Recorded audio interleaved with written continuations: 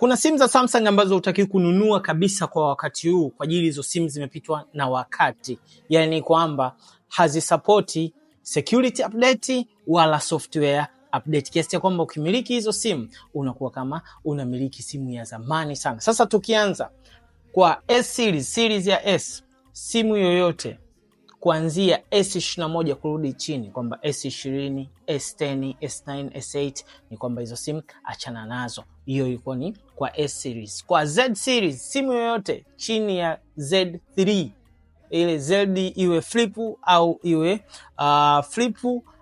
iwe fold 3 kushuka chini, achana nayo kwa ajili hivi karibuni zitaacha, yani kama hiyo flip 3 au fold 3 itaacha kusupport software update. Sasa kwenye simu zetu sisi watu wa kawaida ambazo ni A series, simu yoyote kuanzia A53, A33, A23 kushuka chini, yani zile zinazoishiwa na namba 3 kushuka chini usiweze kumiliki. Kwa hiyo hapa namaanisha kwamba hata A52, A72, A21, A31, hizo simu zinakuwa zimepitwa na wakati. Sasa kama hujanifollow, please follow me, give me a like, give me a comment, share rafiki.